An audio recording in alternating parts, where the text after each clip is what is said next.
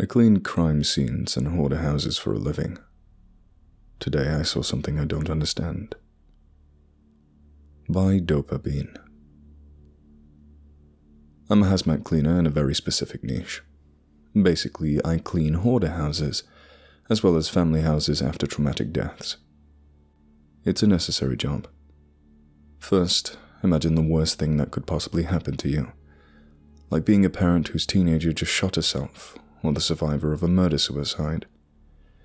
Then imagine going home after the reports are filed and the detectives are gone, and having to scrub your loved one's brains off the walls.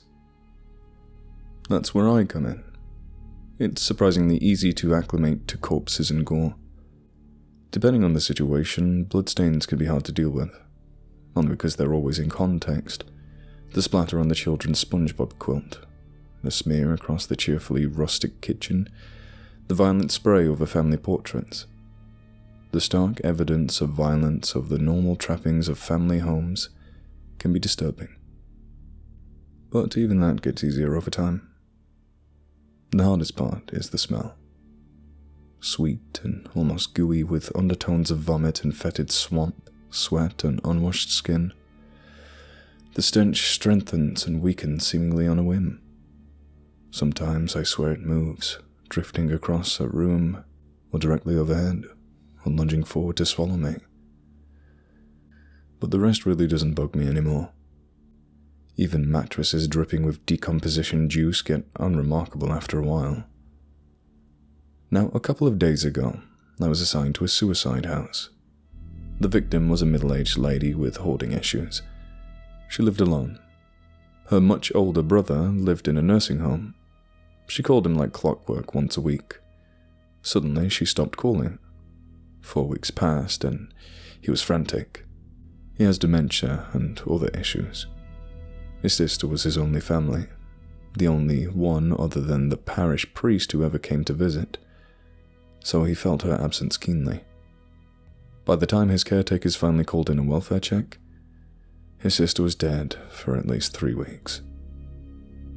It was pretty ghastly, as advanced decomposition tends to be. The one good thing I can say is at least it's been a cold spring out here. Low temperatures alleviate the stench somewhat. The house is a neat, narrow little 2-story with a slightly overgrown yard and a tiny grove of apple trees out back. Nothing out of the ordinary. Inside was a different story. It's hard to describe bad hoarder situations. Entire rooms are overwhelmed with literal mountains of trash, clothes and stuffed animals, books and papers, cheap gas station figures, cat litter, dead animals, old electronics. The list is endless, and somehow it all looks the same. Just a morass of garbage and forgotten belongings steadily claiming the house from its human occupant. The lady was no different. Treacherous slopes made from old newspapers and books filled every corner. Christmas trees, stuffed animals, dishes, garbage, pillows, and so much more filled out the rest. Claustrophobic, filthy, and foul-smelling. As cleaners, we typically just throw away everything. The filth and biohazard suits make donation impossible. If we find something valuable, jewelry, antiques, and so on, we set it aside for the estate. For the most part, though, these belongings are worth less than the trash bags we put them in. Again, this lady was no different. It took 2 days to clear a path to the back of the house and 3 days to actually empty out the rooms. It took a full day to clear the stairs, which for some reason were literally coated with dried vegetation and what looked like a metric ton of table salt. According to real estate information, which we always dredged up before entering a home, the second level had 2 bedrooms and an office. This is where things suddenly got weird. The bedrooms were immaculately clean, which was impossible. The entire stairwell had been packed from floor to ceiling with garbage. There was no way this lady would have been able to clean up there. Even if she'd been climbing through a window every day, the entire situation defied hoarder behavior. Ignoring a sudden case of the creeps, I inspected each bedroom. While thoroughly permeated with the stench of the lady's recently removed corpse, they were utterly spotless. The paint on the walls even glistened. The office was more like it, stuffed from floor to ceiling with dead plants, specimen cases, and paintings.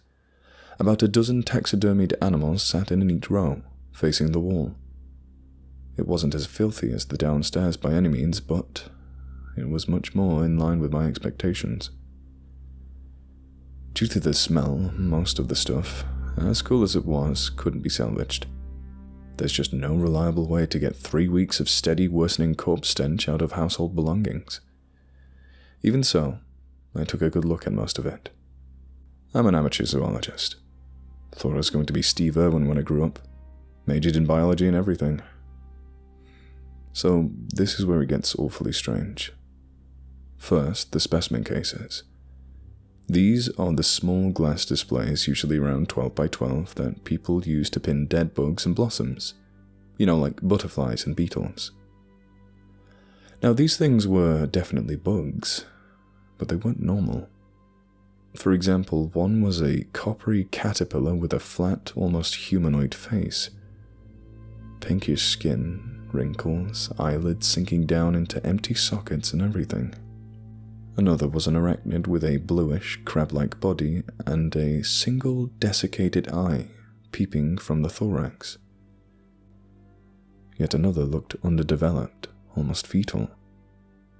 It had wrinkled, sage-colored flesh and long ears that remind me of a basset hound. At this point, I'm pretty sure I'd stumbled on some eccentric lady's collection of gag gifts. The taxidermied animals made the joke theory a lot harder to believe. The first one I saw was this tiny, slow-eyed thing with beautiful features corrupted by unnatural portions. The second was basically a giant lacquered anemone with what must have been 1,000 rot-rimmed holes boring through the tentacles. The worst looked like a person, with a frozen, open-mouthed smile that spread to its ears and 5 glassy eyes arcing over the upper lip. At this point, I felt paranoid, even frightened. This wasn't right. None of this was right. A typical hoarder house on the first floor blocked off from a pristine, empty second floor. And what were these things? Sophisticated fakes? Somebody's forgotten art installation?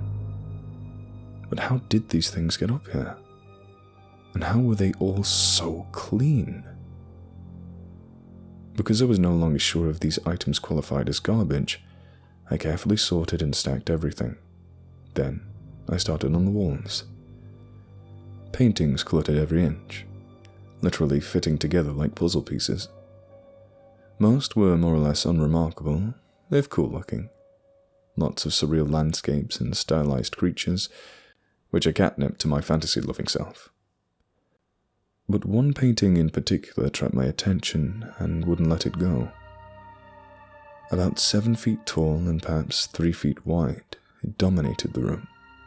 Rendered in 100 shades of green and black and grey, it depicted a misty primeval forest drenched in moonlight. Luminescent flowers sprouted along upraised tangles of tree roots. A tall, foreboding figure peered through the trees, half cloaked in a soft darkness. No features, but the suggestion of strength was clear in its broad shoulders and long, sinewy limbs. A curtain of hair reflected the moonlight. I couldn't discern the colour. The shadows were too deep, the lines and hues of the figure too indistinct to even begin to guess.